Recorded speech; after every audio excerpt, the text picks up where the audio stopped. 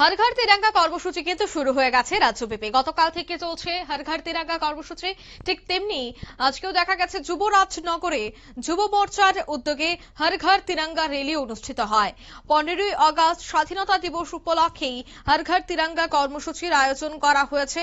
স্বাধীনতা দিবস উপলক্ষে দেশের প্রতি শ্রদ্ধা বার্তা দিয়েই এই পদযাত্রার আয়োজন করা হয়। এদিন এই পদযাত্রায় উপস্থিত ছিলেন যুবরাজনগরের প্রাক্তন বিধায়িকা তথা প্রদেশ সম্পাদিকা মলিনা দেবনাথ। এছাড়া উপস্থিত ছিলেন হাফলং গ্রাম পঞ্চায়েতের প্রধান সঞ্জিত সেন সহ যুব মোর্চার অন্যান্য নেতৃত্ব ও কর্মীরা। জাতীয় পতাকা হাতে নিয়ে পদযাত্রায় অংশগ্রহণকারী বিভিন্ন এলাকা পরিক্রমা করেন। এ বিষয়ে কি বলছেন প্রাক্তন বিধায়িকা মলিনা দেবনাথ, শোনাবো।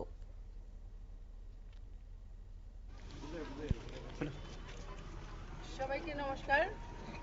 আজকে যুবরাজনগর যুব মোর্চার উদ্যোগে আমাদের দেশের গর্ব ভারতবর্ষের স্বাধীনতা দিবস এবার 80তম বছরে পড়েছে এবং আমরা অত্যন্ত আনন্দিত এবং আমাদের দেশের বীর শহীদ যারা এই ভারতবর্ষের স্বাধীনতার জন্য জীবন বলিদান দিয়েছেন তাদের প্রতি শ্রদ্ধার্ঘ জানিয়ে আজকে যুবরাজনগর যুব মোর্চা আমরা হাফলং চা বাগানে তিরঙ্গা যাত্রা করতে যাচ্ছি এবং সমস্ত যুব ভাইয়েরা আমাদের সঙ্গে আছেন।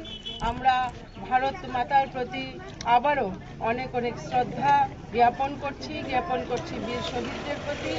ভারত মাতা কি জয়।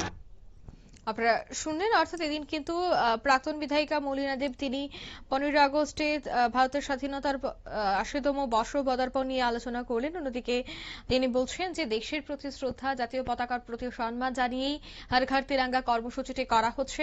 গোটা রাজ্য জুড়েই, গোটা দেশ জুড়েই পালন করা হচ্ছে। ঠিক তেমনি রাজ্যেও আজ পদযাত্রাকে কেন্দ্র করে যুবরাজনগর যুব মোর্চার উদ্যোগেও এটি হর ঘর তিরঙ্গা কর্মসূচির উদ্যোগে পদযাত্রার আয়োজন করা হয়েছে। এই মুহূর্তের সংবাদ এ পর্যন্ত। আমাদের পরবর্তী নিউজ এবং আপডেট দেখার জন্য অবশ্যই চোখ রাখবেন শুধুমাত্র নিউজ ভ্যানগার্ডের পর্দায়। ধন্যবাদ।